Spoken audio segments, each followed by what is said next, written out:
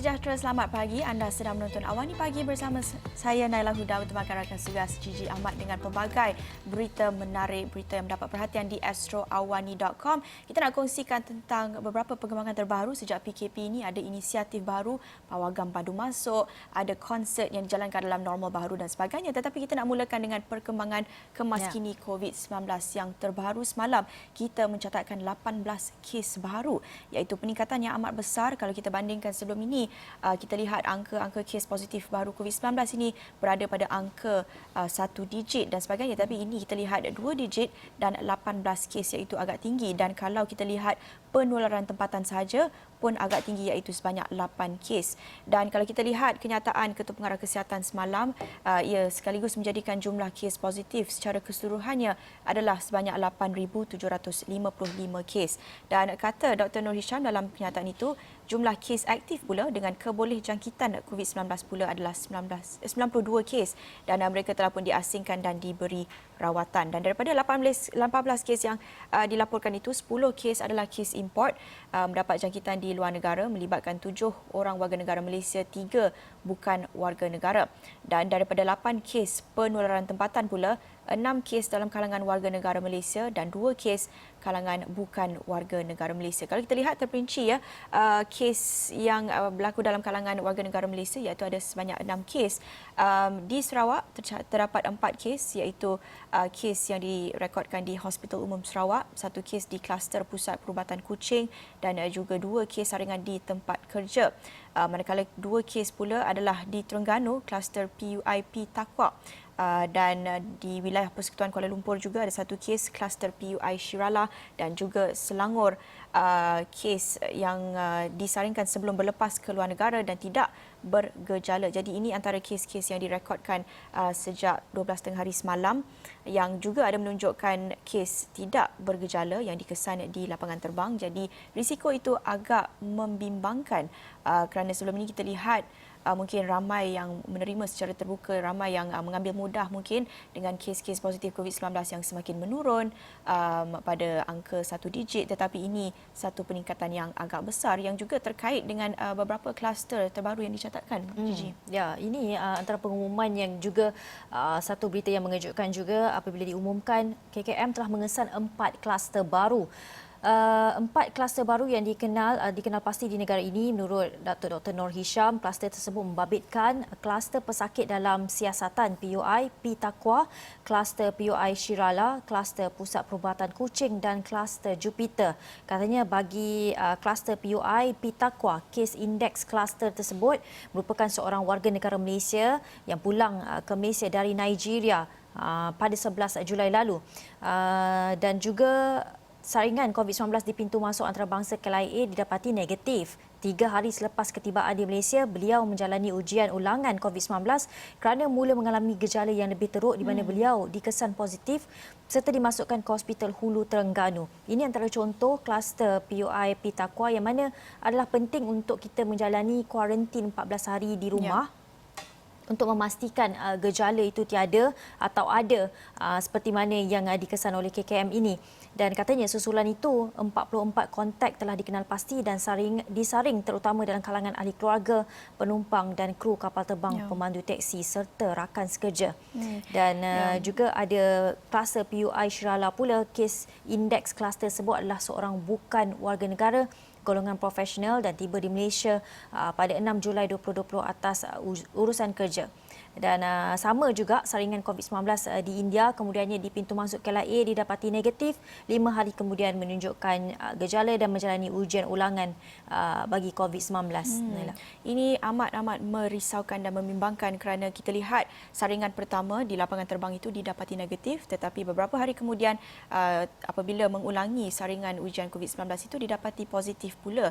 Jadi itu mungkin sama ada kluster ataupun pesakit tersebut mendapat atau memberi berjangkiti COVID-19 itu mungkin selepas telah pun meninggalkan lapangan terbang itu, ataupun adakah ia menunjukkan kepada keberkesanan ujian saringan yang dijalankan di lapangan terbang, kerana sebelum ini ada juga laporan lain yang menunjukkan penumpang yang tiba di KLIA didapati negatif, tetapi apabila pulang ke lapangan terbang lain, apabila tiba di Sarawak pula didapati positif, dan ini mungkin menunjuk ataupun memberi bayangan kepada keberkesanan ujian saringan rapid test yang dijalankan di lapangan terbang itu, dan sudah pun mendapat perhatian KKM dan mereka sedang mengkaji keberkesanan rapid test itu.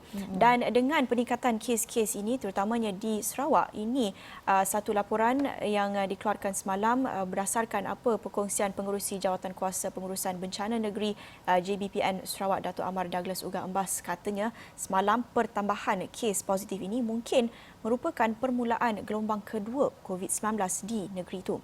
Dan katanya pada Jumaat ia melihat kepada susulan peningkatan kes positif COVID-19 di negeri itu yang mencatatkan 10 kes positif COVID-19 terbaru, membabitkan 6 kes di Kuching, 2 di Samarhan dan Bintulu.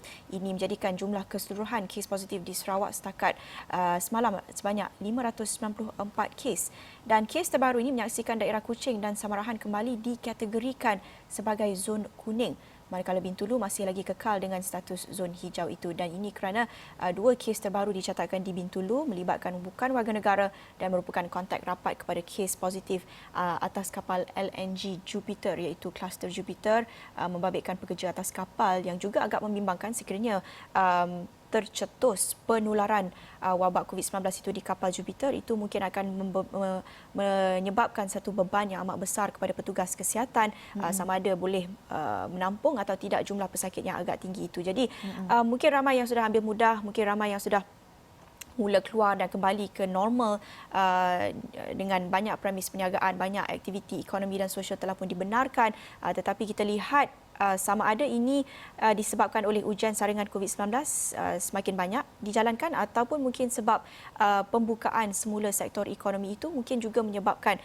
peningkatan kes-kes ini dan juga kepulangan warga negara Malaysia dari luar negara dan sebagainya. Ini antara faktor-faktor yang perlu kita pertimbangkan sementara kita buka semula ekonomi, tetapi kita lihat mungkin juga menjurus kepada gelombang kedua. Ya, dan dalam masa yang sama KKM juga ada memberi cadangan untuk mengadakan kembali kuarantin khas, pusat kuarantin khas seperti yang dilakukan sebelum ini, yang mana disediakan hotel-hotel untuk mereka yang baru pulang dari luar negara untuk terus mengkuarantinkan diri, mengasingkan diri selama 14 hari daripada keluarga, dan itu mungkin perlu dipertimbangkan sewajarnya secepatnya kerana kita tidak mahu ada gelombang kedua ini yang lebih buruk, kerana sekarang kita sedang mencapai kes angka kes yang sangat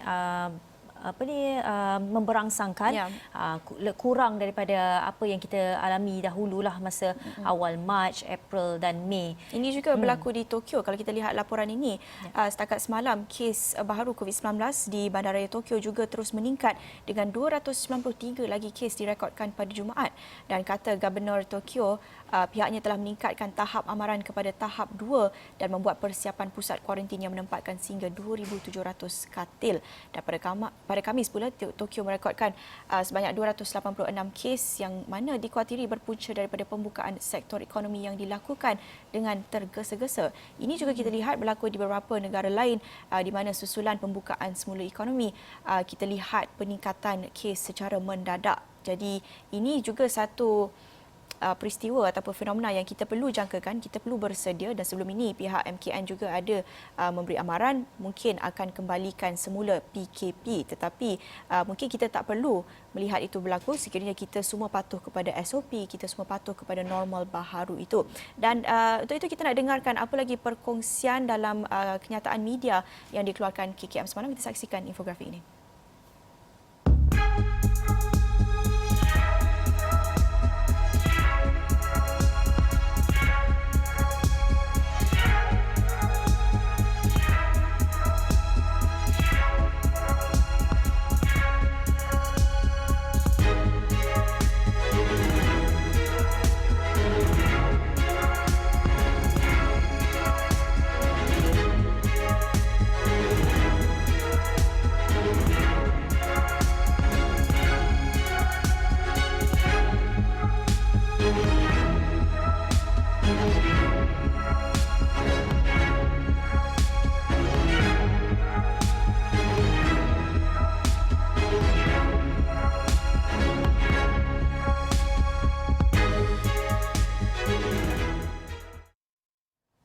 Ya. Sekarang ni dalam kita menjalani SOP yang dijalankan, banyak pihak telah melakukan banyak inisiatif untuk membantu terutamanya rakyat Malaysia menjalani norma baru ini. Dan ini satu lagi, Perak menjadi negeri pertama memperkenalkan pawagam pandu masuk, dan ini satu perkara yang sangat baik, sangat rasanya tidak pernah dilakukan lagi. Pawagam itu yang dikenali sebagai Casuarina Sini Drive terletak di Bandar Meru Raya Ipoh dan mampu memuatkan sehingga 70 buah kenderaan pada satu-satu masa. Dan menurut Menteri Besarnya Datuk Seri Ahmad Faizal Azumu, pengenalan pawagam itu dijangka memberi impak positif kepada sektor pelancongan di Perak yang terkesan teruk akibat pandemik COVID-19. Dan katanya waktu kanak-kanak dulu biasa membesar dengan wayang-wayang pacak oleh Jabatan Penerangan, dan hari ini suasana sebegitu dapat dikembalikan dengan usaha yang dibuat oleh Perak Corp Berhad ini. Kita sebenarnya nak dengarkan perincian dan laporan mengenai berita ini.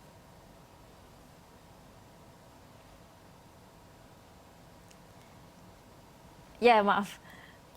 Ya, dan ini visual yang kita saksikan daripada pawagam pandu masuk itu dari Perak, dan saya kira ramai juga pihak yang terkejar-kejar untuk memperkenalkan pawagam pandu masuk ini susulan daripada apa yang diumumkan oleh MKN sebelum ini daripada Menteri Kluster Keselamatan Datuk Seri Ismail Sabri Yaakob mengenai SOP yang telah pun diperkenalkan untuk pawagam pandu masuk itu.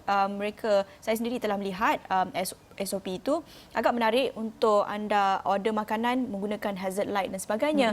Itu antara perincian dalam pawagam pandu masuk ini yang antara normal baharu yang diperkenalkan. Kalau kita lihat sudah pun ada di Indonesia dan juga di Brazil, ada sudah mengubah suai satu stadium untuk dijadikan sebagai pawagam pandu masuk. Jadi ini adalah antara inisiatif atau idea-idea kreatif yang keluar akibat pandemik COVID-19 itu, tetapi ada juga ruang untuk pembaharuan dan juga idea-idea baru. Dan bercakap tentang normal baru, ini pula satu konsert yang dianjurkan semalam sejak pelaksanaan PKP. Kita menyaksikan Istana Budaya ditutup sejak sekian lama, dalam 3 bulan, tetapi ini merupakan konsert pertama mereka sejak pembukaan semula ekonomi, dan kebenaran diberikan kepada aktiviti sosial dan aktiviti ekonomi. Jadi semalam kita menyaksikan konsert New Normal di panggung sari Istana Budaya yang bakal menjadi panduan prosedur operasi standard SOP bagi penganjuran acara hiburan di lokasi berkenaan pada masa depan.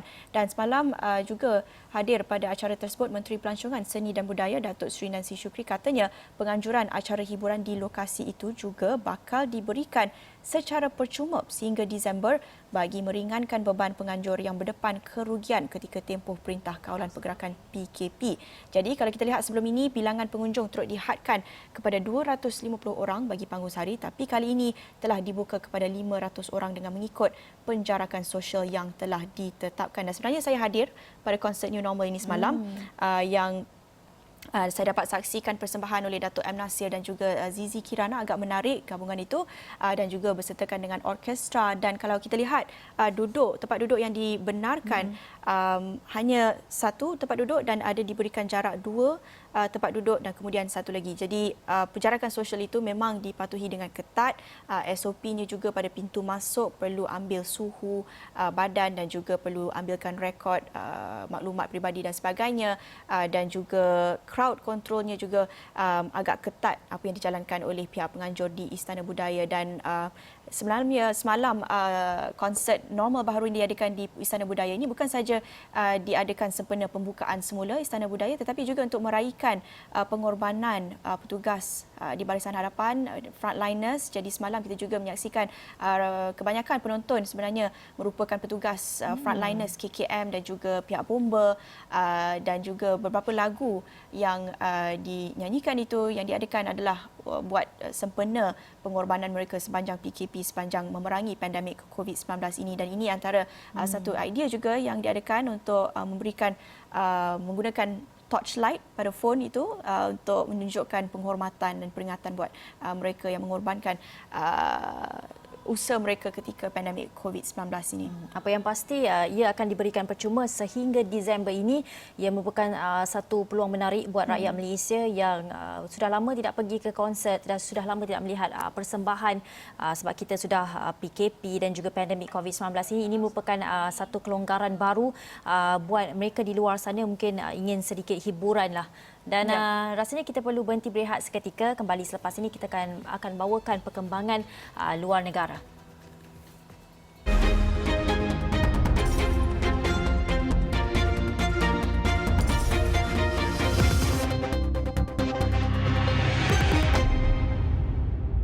Bertemu kembali di Awani Pagi dengan pelbagai berita menarik di astroawani.com. Tadi kita ceritakan tentang kemaskini COVID-19 dalam dan luar negara. Kita ceritakan tentang beberapa normal baharu yang dijalankan, pawagam pandu masuk di Perak dan juga konsert New Normal di Istana Budaya. Tetapi kita nak fokus sikit kepada satu isu yang mendapat perhatian sebelum ini, iaitu berhubung dengan pendapatan garis kemiskinan atau PGK yang sebelum ini kita saksikan telah pun dinaikkan had garis kemiskinan itu kepada RM2,208 berbanding RM980 sebelum itu. Dan inisiatif ini mendapat perhatian Bank Dunia ataupun World Bank yang telah pun memuji langkah itu untuk semak semula, dan ia disifatkan dapat membantu kerajaan supaya dapat memastikan semua rakyat mencapai standard kehidupan minimum baharu yang lebih konsisten dengan keadaan semasa.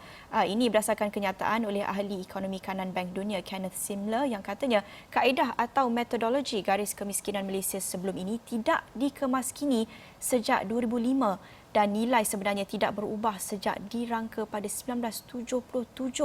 Malah katanya ini menunjukkan bahawa kesukaran serta kekurangan sebelum ini yang dianggap sebagai tidak bernasib baik itu serta tidak diterima secara sosial sebenarnya tidak lagi sesuai pada 2020. Dan kalau kita lihat apa pentingnya garis kemiskinan ini adalah ia menjadi rujukan buat kerajaan untuk melihat kepada gaji minimum dan juga kepada kos barang dan sebagainya. Jadi ini adalah penting untuk kerajaan melaksanakan rancangan dan program kerajaan dan sebagainya.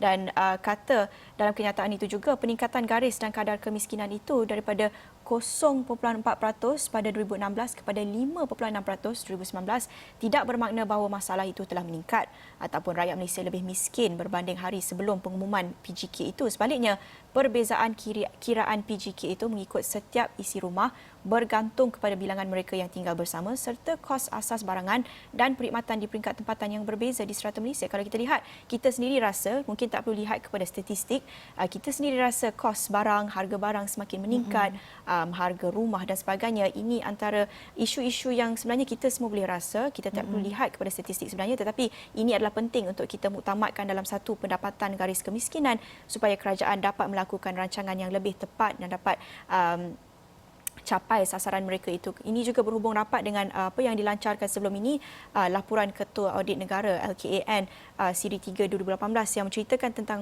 bagaimana program-program dan projek kerajaan sepanjang beberapa tahun sebelum ini sebenarnya gagal capai sasaran kerana mungkin antara isunya sebegini.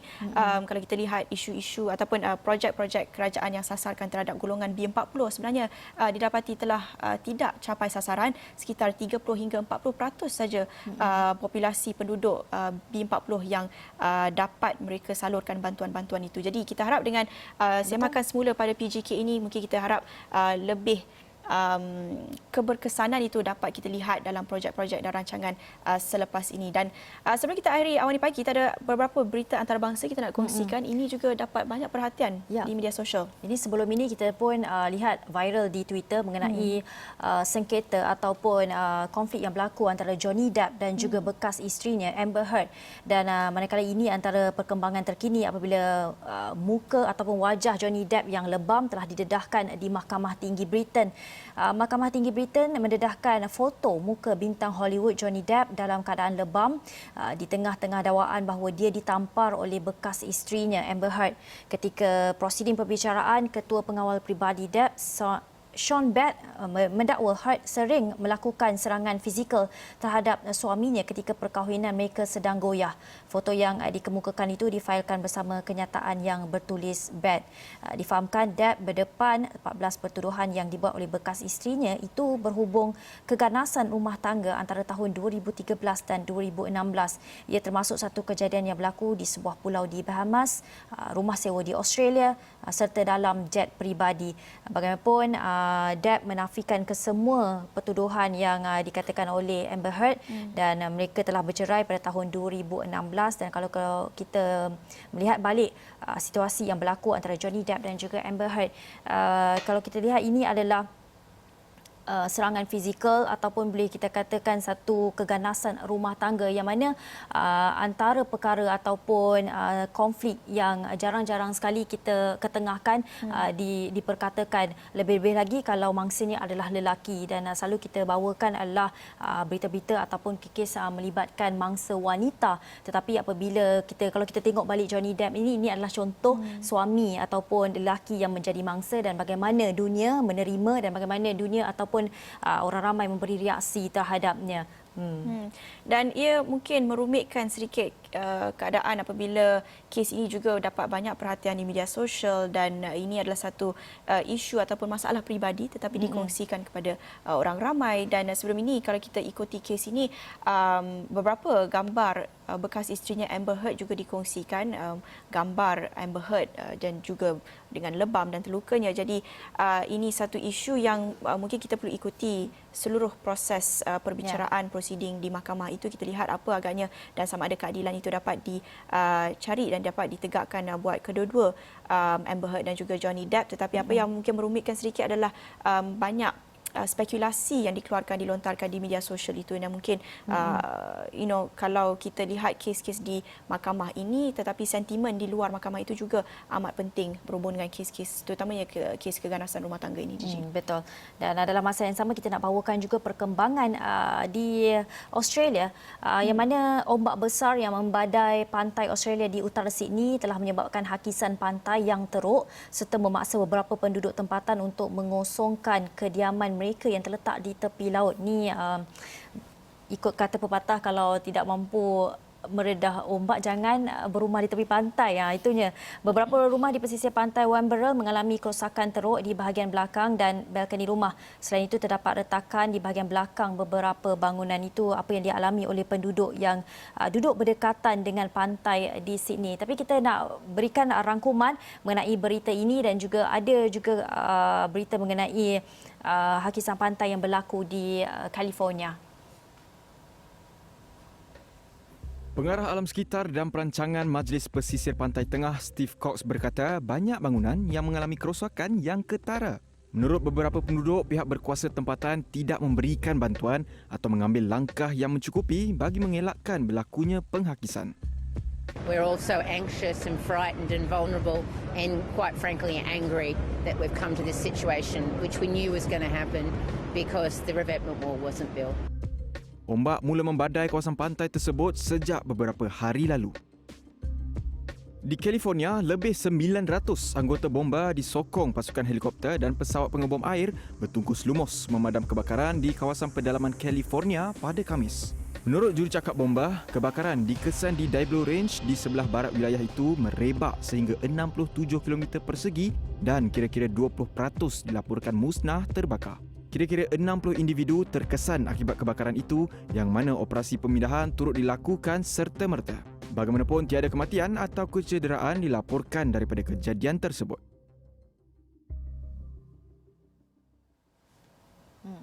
Itu apa yang berlaku di Sydney dan juga di California. Dan kita juga sekarang ni pada bulan 7 sedang mengalami musim hujan juga.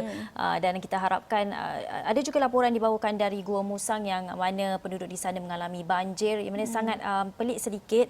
Biasanya banjir berlaku pada bulan 10, 11 atau 12 tetapi lebih awal bulan 7.